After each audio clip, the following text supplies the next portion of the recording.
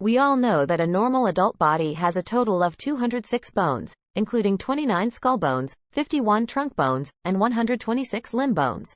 Among them, the limb bones are divided into 64 upper limb bones and 62 lower limb bones. However, after research, it has been revealed that most Europeans have 206 bones, while many Asians, particularly Chinese and Japanese individuals, only have 204 bones. So, the question arises, where did the two remaining bones go? According to medical research, the fundamental difference lies in the fifth toe. The fifth toe of Chinese and Japanese individuals has only 2 phalanges, while Europeans and Americans have a full set of 3 phalanges. A survey conducted by Chinese scientists in 1985 showed that Asians, specifically Chinese individuals, have fewer bones compared to Europeans and Americans. Most people in China have only 204 bones. This finding is consistent with the results of a survey conducted in Japan. In 1995, researchers observed the feet of 615 Chinese individuals and found that 451 of them had only 2 phalanges in the fifth toe, accounting for 73.3% of the total, and 81 feet had only 2 phalanges in the fourth toe, accounting for 13.2%. Among the 294 other pairs of observed feet, 10 pairs had 2 phalanges in the third toe, accounting for 3.4%. In conclusion, it was found that most Chinese individuals have 2 phalanges in the fifth toe, and cases of other toes having only 2 phalanges are rare. Subsequently, 2 British scientists, Fitzner and Hasebe, expanded the scope of observation.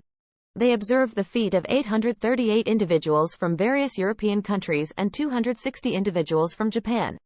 They combined these findings with the foot analysis results of scientist Venning, who studied 4,632 individuals from England, and reached the following conclusions.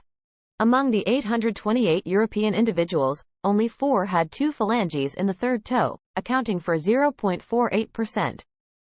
There were 13 individuals with 2 phalanges in the fourth toe, accounting for approximately 1.6%. And 310 individuals had 2 phalanges in the fifth toe, accounting for about 37%. Among the 4,632 individuals from England, the proportions were 21, 101,970, accounting for 0.45%, 2.16%, and 42.53% respectively. Similarly, among the 260 Japanese individuals, the proportions were 0, 20 191st, accounting for 0%, 7.7%, and 73.5% respectively. In reality, this difference is related to changes in the number of bones during human development. Scientific studies have shown that the number of bones in humans is not static or fixed. The number of bones in newborns is estimated to be around 305, in children it is 217, and in adults it is typically 206. It can be said that cases with more or fewer bones than those numbers are very rare. During continuous growth, some bones begin to fuse. In this developmental stage, the number of bones in the human body gradually decreases and becomes stable upon reaching adulthood. There is a hypothesis that the difference in the number of bones between Asians and Europeans is from the lumbar region to the pelvic bone. According to this hypothesis, young Asians have sacral vertebrae, pelvic bones, and tailbones. However, as the body matures, the cartilage between these 3 bones disappears, and they fuse together to form the hip bone.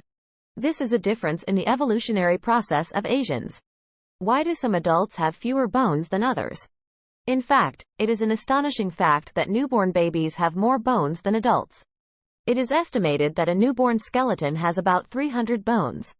In contrast, the number of bones in children is around 217, while adults typically have 206 bones.